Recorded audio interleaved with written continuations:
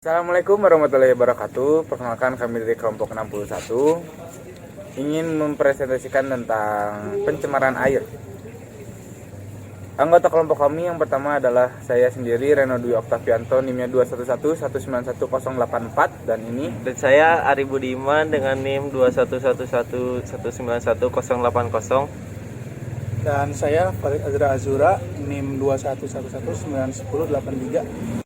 Pencemaran air itu suatu perubahan keadaan di suatu tempat penampungan air, seperti di danau, seperti di sungai atau laut, dan air yang lainnya mungkin akibat aktivitas manusia.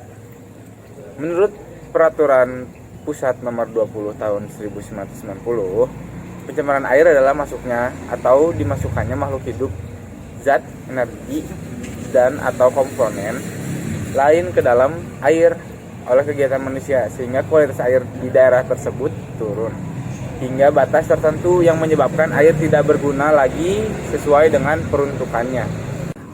Kemudian saya akan menyebutkan sumber-sumber pencemaran air.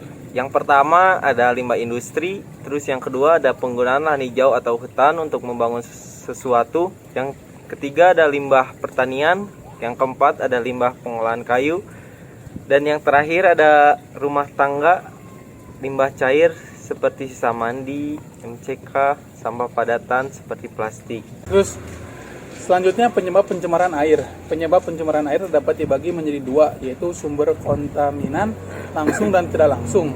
Sumber langsung meliputi efluen yang keluar dari industri, TPA sampah, rumah tangga, dan sebagainya. Sumber tak langsung adalah kontaminan yang memasuki badan air dari air tanah atau atmosfer berupa hujan. Selanjutnya, pencemaran air juga memiliki karakteristik yang berbeda-beda, seperti yang pertama, meningkatkan kandungan nutrien yang mengarah pada eutrofikasi. Yang kedua, sampah organik seperti air selokan menyebabkan peningkatan kebutuhan oksigen pada air yang menerimanya, yang mengarah pada berkurangnya oksigen yang dapat berdampak parah terhadap seluruh ekosistem. Yang ketiga, polutan industri seperti logam berat, toksin organik, minyak, nutrien, dan padatan. Yang keempat, limbah pabrik yang mengalir ke sungai Citarum. Kemudian saya akan menjelaskan lagi tentang dampak-dampak pencemaran air. Yang pertama itu dampak dari pencemaran air terhadap kehidupan biota di air. Jika terlalu banyak pencemaran air, limbah akan menurunkan kadar oksigen yang terlarut dalam air. Akibatnya kehidupan dalam air yang membutuhkan oksigen menjadi terganggu dan mengurangi pembangunannya. Akibat matinya bakteri-bakteri, maka proses penjernihan air secara alamiah yang seharusnya terjadi pada air limbah juga terlambat. Terus yang kedua ada dampak terhadap kualitas air tanah. Pencemaran air pada tanah dapat diukur melalui fecal coliform telah terjadi dalam skala yang luas. Hal ini dibuktikan oleh suatu survei sumur dangkal di Jakarta.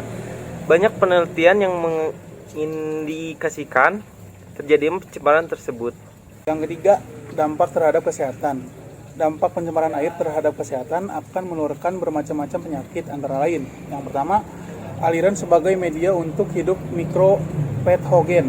Yang kedua, air menjadi serang dan penyebaran penyakit. Yang ketiga, jumlah air yang tersedia tidak cukup sehingga manusia yang bersangkutan tak dapat membersihkan diri.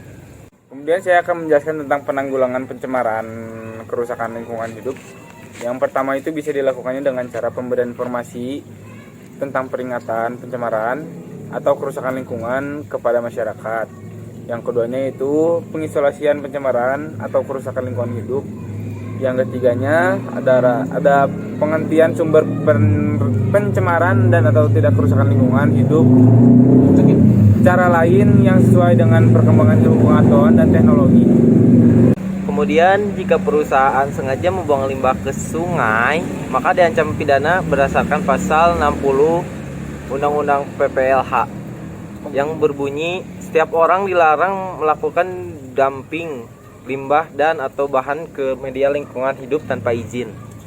Pada pasal 104 UU PLH, setiap orang yang melakukan dumping limbah dan atau bahan ke media lingkungan hidup tanpa izin sebagaimana dimaksud dalam pasal 60 dipidana dengan pidana penjara paling lama 3 tahun atau denda sebesar 3 miliar rupiah.